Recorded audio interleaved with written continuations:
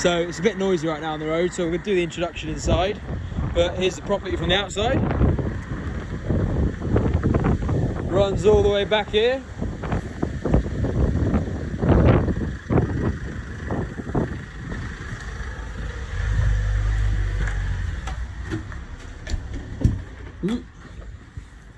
Okay, right, and we're in. So we're in Wakefield, and this is a part commercial to residential scheme. We had a commercial shopfront and then residential above, and this was technically considered residential as well. And we had planning permission passed a month ago or so to change this to a 7-bed HMO. I'm going to run you through the plans which we have passed and through building regs as well. Yeah, start at the shopfront. It's relatively straightforward refurbishment, but you know, it looks worse than it is. There's a bit of a strip out to do. So this will be that's the front road is there, and you've got these commercial sized windows here. So I have to brick these up to smaller resi windows, and then this will be 2 HMO rooms. So 2 double bedrooms, one that side, one this side. Ensuite's going to go there, and an ensuite against that wall there. The living room, we're going to pinch some space from here because it's massive.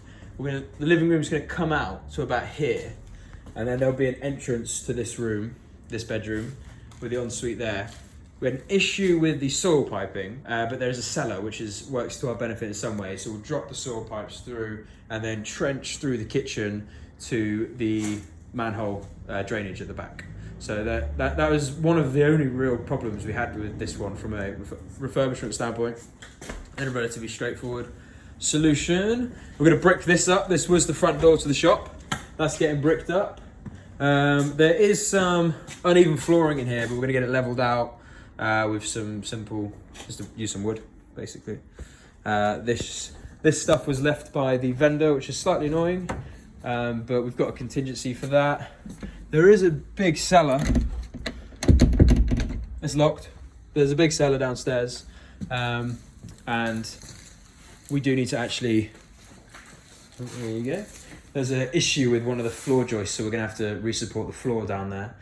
This is the old kind of storage room for the shop, little kitchenette. This wall is going to be knocked through, and then going to be a part of the living room, kitchen, diner, open plan. I'm going to have to knock a window through there as well to meet compliance with window light standards. Just noticed that there's another window there. Didn't know that was there.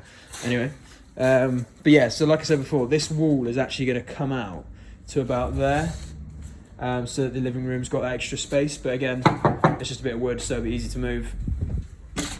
You come through here. This will be the kitchen. In here, kitchen, living room. That's the wall that's getting knocked through, and then what we've had to do, frustratingly, and we've just tried to brainstorm some ideas today, is we've had to put in a circulation corridor from what will be the front door there. That'll be the front door. It will come through here because you have a bedroom that side, kitchen this side, and we've had to isolate both areas for fire safety measures. We were hoping to retain an open plan kitchen diner, but because the upstairs, the stairs are there, and as an escape route, it's not adequate enough to keep it open plan. So there was a solution, but it was very costly. So the only thing we could have done is put a corridor through here, and then down to the stairs, and then the kitchen will sit against a fireproof wall here, which is slightly frustrating. So we're wondering whether to, on the back of the kitchen units, rather than have splashback tiles, to actually have a window, fireproof 60-minute window, so that there's some more daylight coming to this corridor, so it's not so dingy.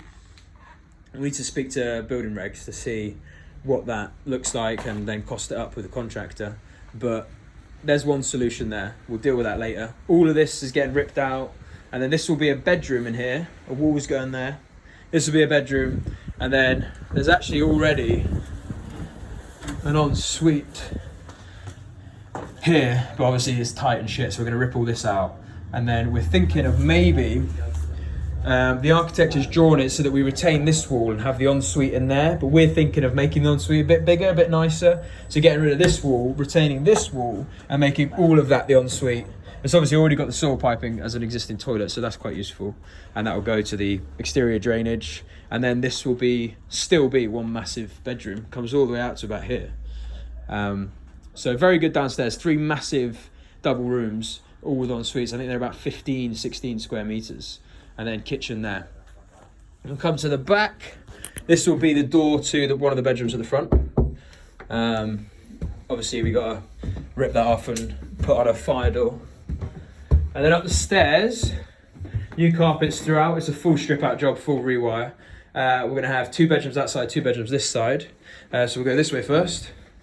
And we'll have this room, everything's single glazed with these crappy screens. So we're going to have to refit all the windows. But this room's staying pretty much as is structurally. But there will be a door through there to the ensuite. We're going to pinch space from the neighbouring bedroom. But this will stay as it is. It's slightly awkward with the angled wall, but we can get a 1.5 size bed in here.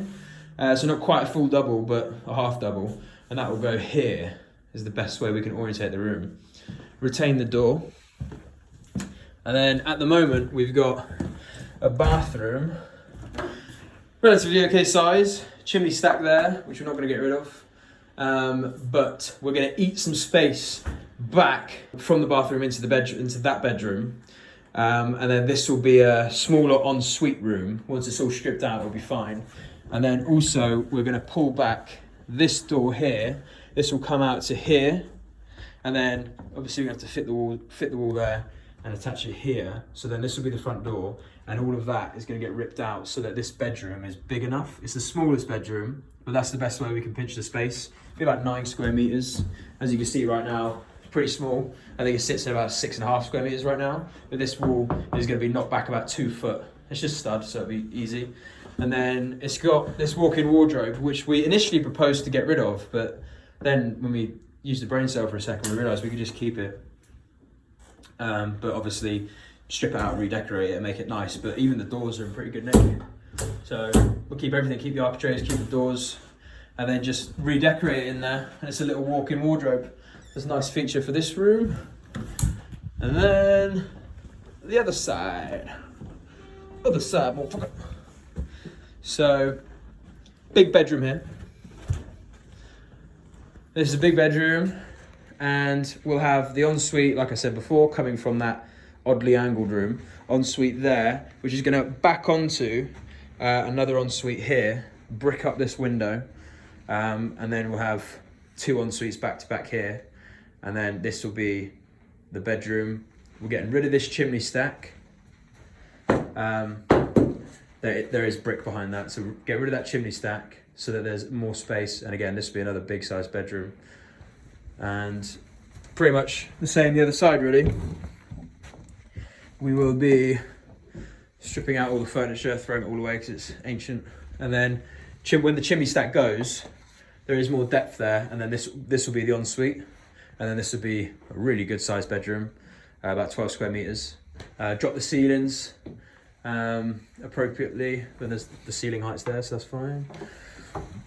And I actually think that's it. Yeah, that's it for this one. So it currently sits as a pretty dainty looking property right now, but when we're done with it in 4 months' time, this will run in tandem with another project we've got going on in Newcastle. Both purchases happen to fall on the same week, so they should both be done by December.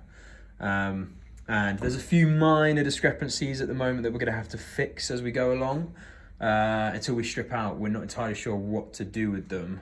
Some unknown quantities as you get in property. So we'll do some more update videos as we go along. We plan to do bi-weekly visits on this and show you the next stage, which will likely be when everything's stripped out and we're eyeing up the layout throughout the property and making sure that everything's in place before we then go do all the first fixes and everything like that. Banging! Subscribe.